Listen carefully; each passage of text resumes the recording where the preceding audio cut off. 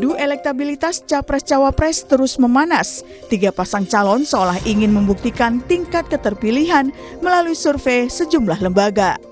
Survei terbaru dirilis Lembaga Indikator Politik Indonesia. Survei dilakukan pada 23 hingga 24 Desember 2023 dengan 1.217 responden dan margin of error kurang lebih 2,9%. Dalam survei, Prabowo Gibran meraih 46,7% suara, sementara Ganjar Mahfud 24,5% dan Anies Mohaimin 21%. Lembaga Center for Strategic and International Studies (CSIS) juga merilis survei yang dilakukan pada 13 hingga 18 Desember 2023. Ada 1.300 orang responden dengan margin of error 2,7%. Survei dilakukan pasca debat Capres. Hasilnya, Prabowo Gibran meraih 43,7% suara, Anies Mohaimin meraih 26,1% dan Ganjar Mahfud 19,4% suara. Dari hasil survei, diperkirakan Pilpres 2024 akan berlangsung sebanyak 2 putaran. Jadi memang yang mantapnya 75,2, yang belum mantapnya ada 24,8 ya. Nah, jadi kami melihat memang situasi masih terbuka ya. Karena dan faktor debat itu meskipun kecil, dia akan jadi faktor penting nanti. Tapi kalau dari sisi alasan, ternyata yang membuat kita kaget itu 12,5 dari total sampel kita itu masih menunggu putaran debat. Di awal Desember, Litbang Kompas juga telah merilis survei elektabilitas pasangan calon presiden dan wakil presiden. Survei dilakukan pada 29 November hingga 4 Desember 2023 terhadap 1.364 responden dari 38 provinsi di Indonesia, dengan margin of error kurang lebih 2,65%. Hasilnya, pasangan Prabowo Gibran meraih 39,3% suara, sementara Anies Mohaimin meraih 16,7% suara dan Ganjar Mahfud meraih 15,3% suara. Pilpres akan berlangsung 14 Februari 2024. Masih ada sekitar 1 bulan lebih kesempatan bagi 3 pasangan calon untuk meningkatkan elektabilitas. Lalu, siapa yang akan berhasil melakukannya? Tim Liputan, Kompas TV. Saudara, sejumlah lembaga survei merilis elektabilitas Capres dan juga Cawapres jelang Pilpres pada 14 Februari mendatang. 3 pasang Capres dan juga Cawapres ini bersaing ketat untuk mendapatkan posisi teratas yang menunjukkan tingkat keterpilihan mereka. Dan tentu saja masih ada sekitar 1 bulan lebih bagi 3 paslon untuk melakukan berbagai upaya untuk menaikkan elektabilitas mereka.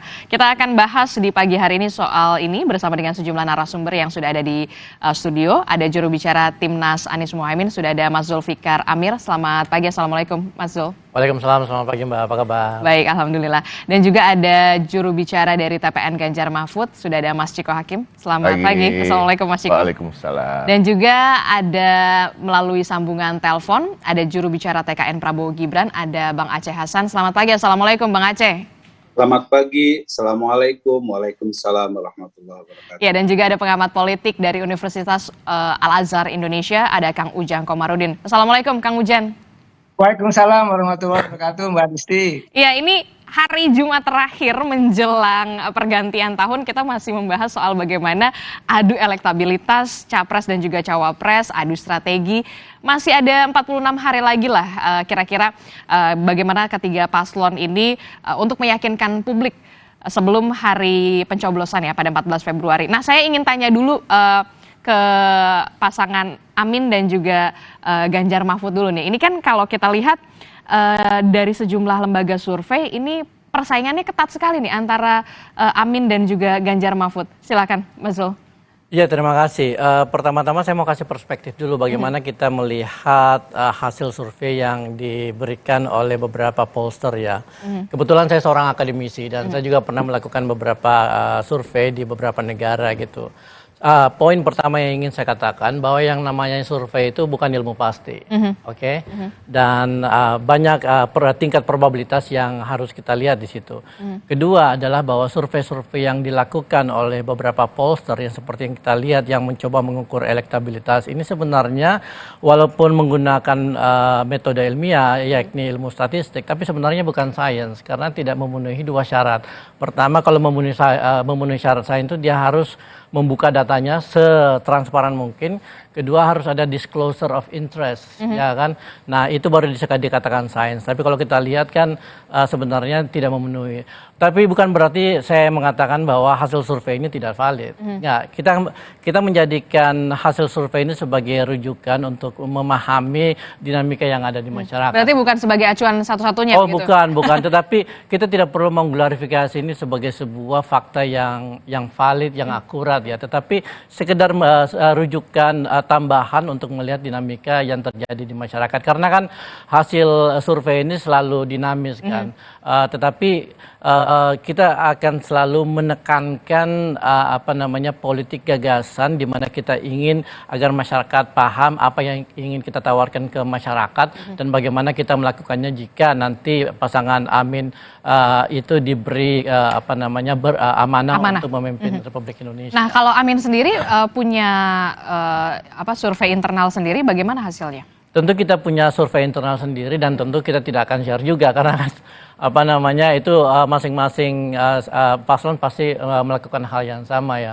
Tetapi bahwa kita melihat dinamika di masyarakat sebagai sesuatu yang menjadi rujukan kita untuk selalu melakukan kampanye, di dalam melakukan kampanye dan di dalam memberikan pemahaman masyarakat tentang apa yang akan kita lakukan untuk Republik ini.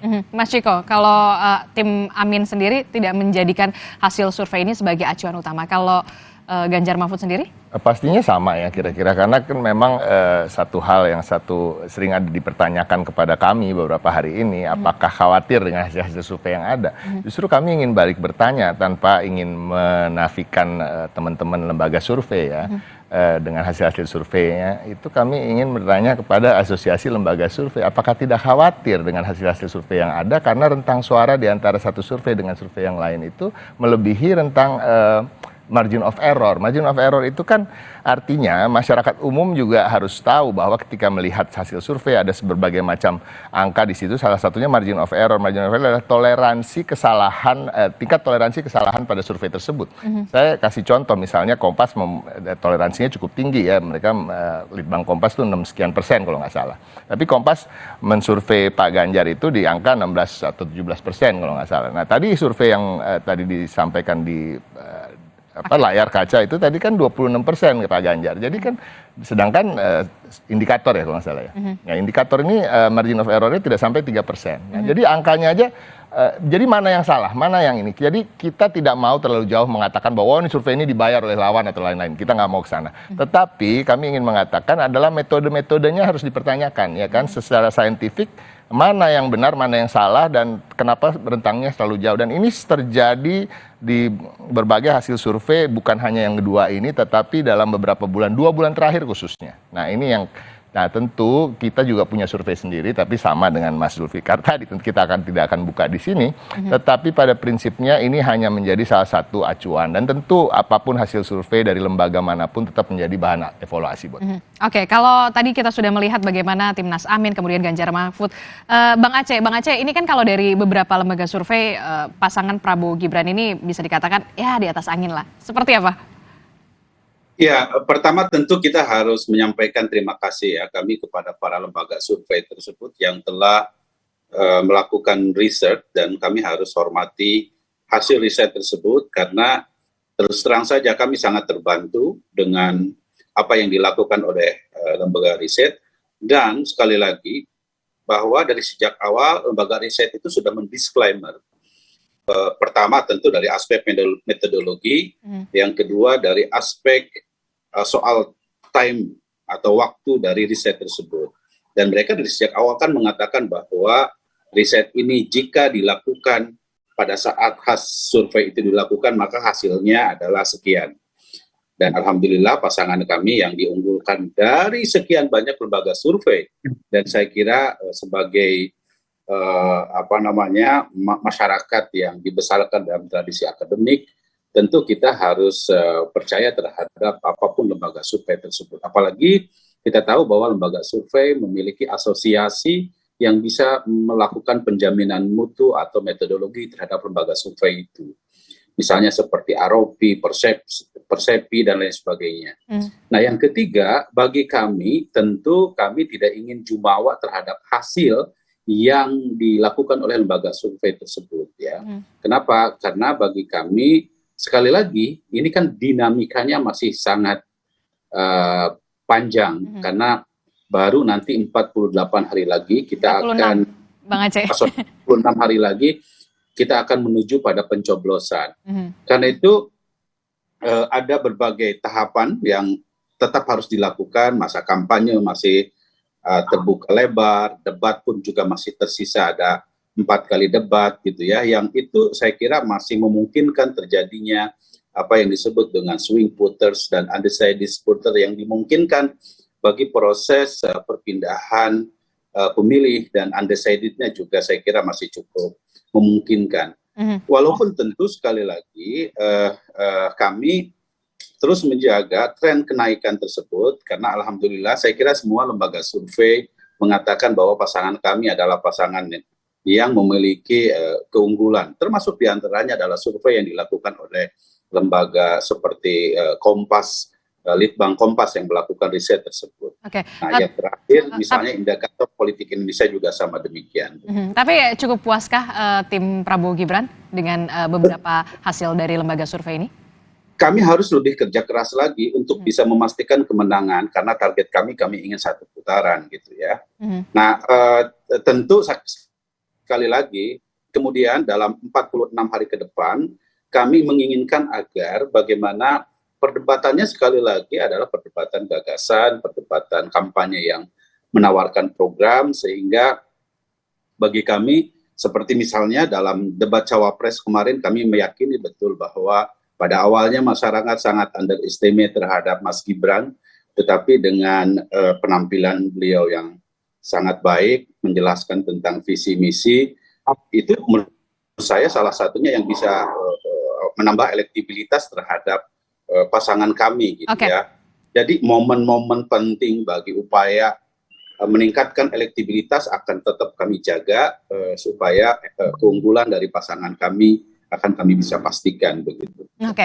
Kang Ujang kalau bisa melihat ini ya, ada di layar televisi survei indikator politik Indonesia ini menampilkan elektabilitas Capres 2024 Anies Baswedan 21% bersama dengan Mohaimin Iskandar, kemudian Prabowo Gibran 46,7%, Ganjar Mahfud 24,5%. Seberapa pengaruhkah kemudian hasil-hasil survei ini menentukan kemudian publik untuk memilih salah satu paslon ini, Kang Ujang? Ya, saya ada beberapa catatan ya. Pertama, memang survei itu ada yang dipublish, ada yang tidak.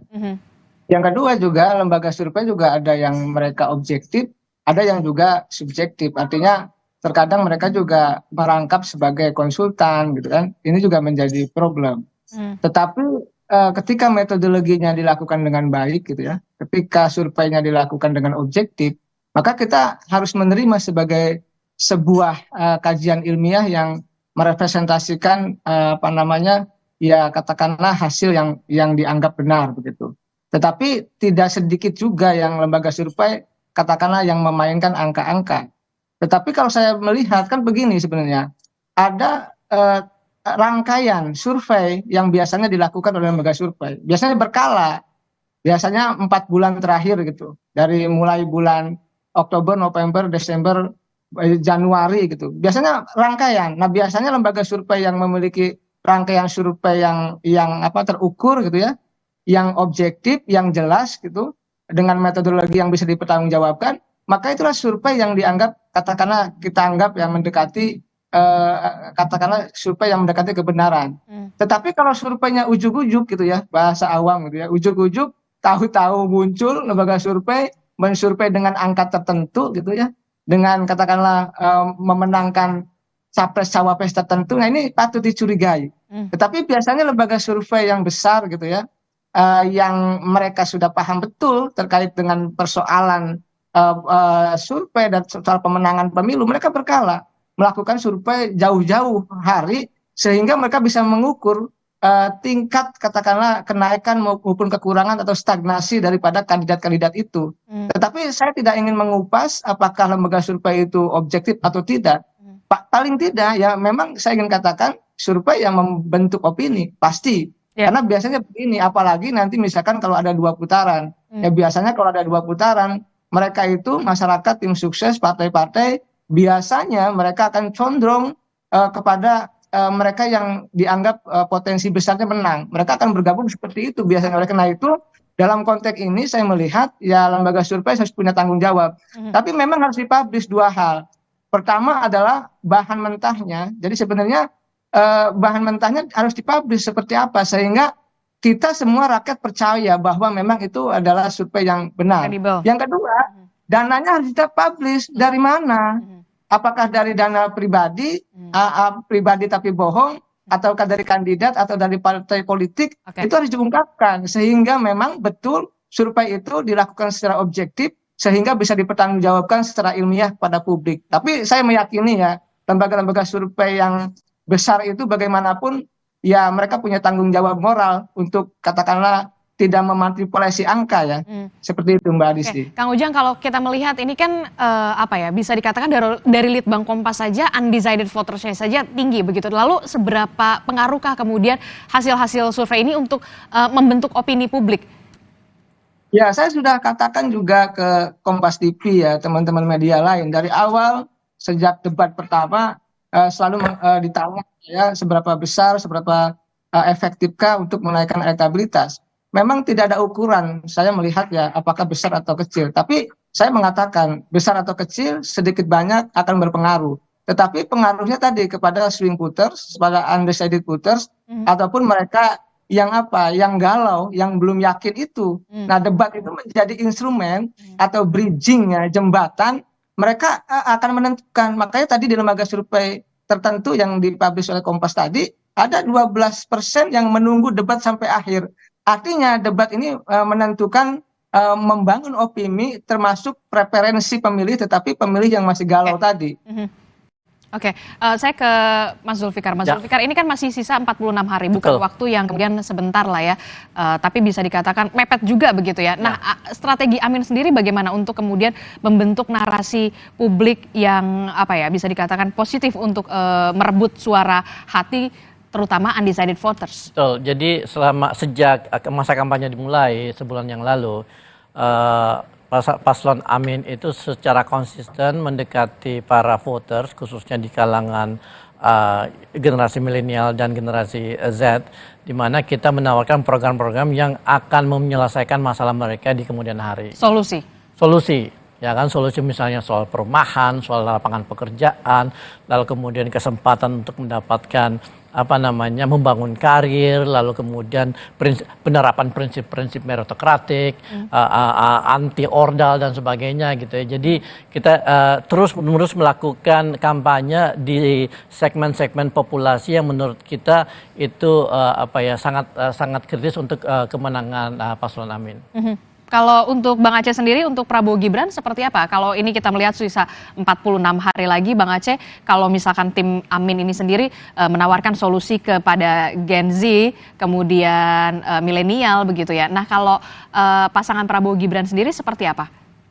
Ya, tentu kita tahu bahwa tadi yang disebut generasi Gen Z maupun generasi milenial itu memiliki presentasi yang cukup besar sebagai pemilih baru, dan saya yakin Mas Gibran menjadi representasi dari generasi Z dan generasi milenial yang dapat mendongkrak. Yang kedua, tentu kita tahu bahwa dukungan partai politik dari pasangan Prabowo Gibran juga cukup besar. Kami akan dorong bagaimana kekuatan mesin partai bisa terus mendongkrak elektabilitas.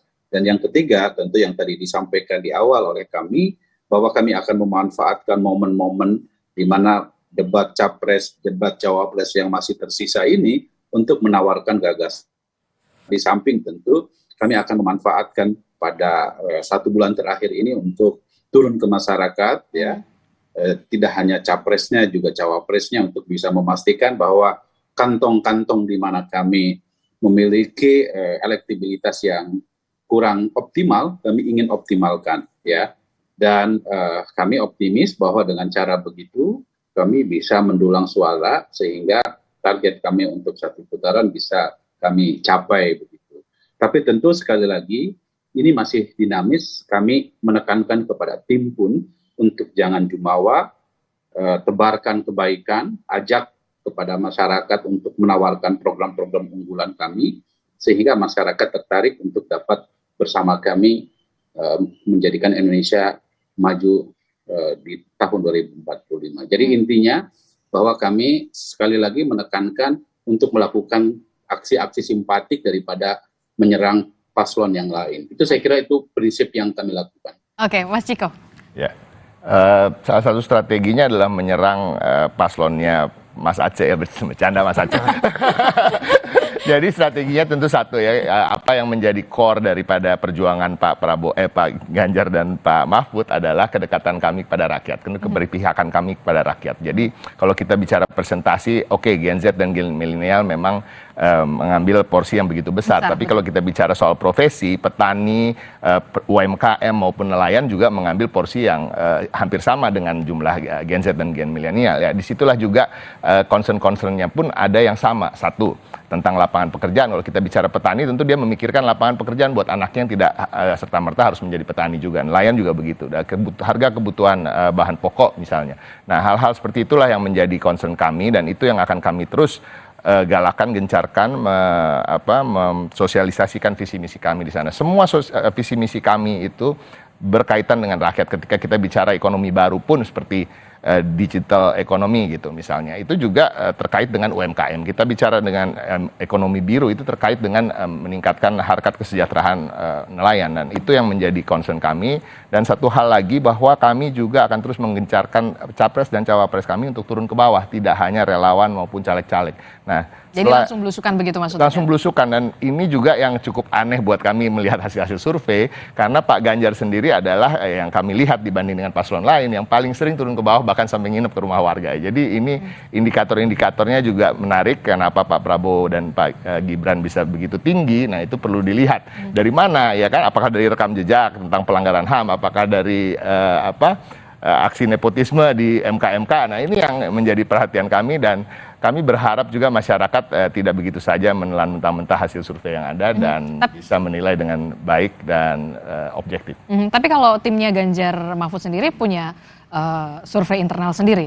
Pasti, dan tidak hanya satu, dan tapi tidak dipublish juga. Tidak dipublish, cuma memang hasilnya berbeda. Bahkan ada di mana kami tetap nomor 1 ya, tapi lalu nomor 1 tapi ya. Bang Zul ini di atasnya Pak Prabowo Gibran. Ada juga yang begitu gitu. Jadi ini kan menarik. Tapi kembali lagi, even hasil survei yang di internal kami itu juga tidak menjadi acuan utama bagi kami. Jadi acuan utama kami adalah tetap jabat tangan dengan warga, menyampaikan apa yang warga inginkan, menyerap aspirasi mereka dan lain-lain.